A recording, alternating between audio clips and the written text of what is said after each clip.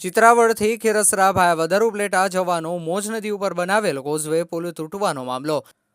ધોરાજી ઉપલેટાના પૂર્વ ધારાસભ્ય લલિત વસોયાની પ્રતિક્રિયા। ચિત્રાવડથી ખીરસરા ઉપલેટા જવાનો સ્ટેટ હાઈવેનો પુલ 2021 જ્યારે અતિવૃષ્ટિ થઈ ત્યારે તૂટ્યો પણ હતો। લલિત વસોયા પુલનું 150 મીટર જેટલું ધોવાણ થયેલ। રાજ્ય સરકારની અંદર દરેક પાર્ટીના આગેવાનો, ગ્રામ પંચાયતના સરપંચોથી લઈ તમામ લોકોએ રજૂઆત કરી હતી।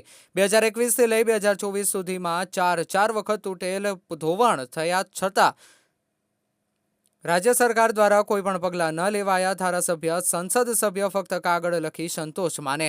હજારો લોકોને, વિદ્યાર્થીઓને 15-20 કિલોમીટર ફરીને જવું પડે, ખેડૂતોને હેરાનગતિ સહન કરવી પડે, છતાંય આ સરકારના પેટનું પાણી હલતું નથી તેવું લલિત વસોયાએ જણાવ્યું છે। આગળ જણાવ્યું કે રાજ્ય સરકારની આ વિસ્તાર પ્રત્યેની ગંભીર બેદરકારી આ વિસ્તારના લોકોને નડી રહી છે એવું પણ સ્પષ્ટપણે લોકો માની રહ્યા છે તેવું લલિત વસોયાએ જણાવ્યું છે। રિપોર્ટર જગમાલ સુવા, ધોરાજી। ભાયાવદર ચિત્રાવડ બરડિયા રોડ ઉપર સ્ટેટ હાઈવે ઉપર આવેલો પુલ 2021 માં જ્યારે અતિવૃષ્ટિ થઈ ત્યારે તૂટ્યો। 150 મીટર જેટલું ધોવાણ થયું।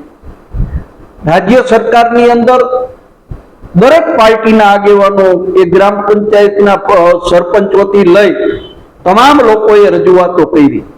એ પુલ 2021 માં ધોવાય, તૂટી જાય, 2022 માં તૂટે, ફરીથી 2023 માં તૂટે અને ફરીથી અત્યારે 2024 માં ચાર વખત આ કોઝવે પુલ નું ધોવાણ થાય અને છતાંય રાજ્ય સરકાર દ્વારા કોઈ જાતના પગલા લેવામાં ન આવે। ચૂંટાયેલા ધારાસભ્યો, સંસદ સભ્યો કાગળ લખી અને સંતોષ માને।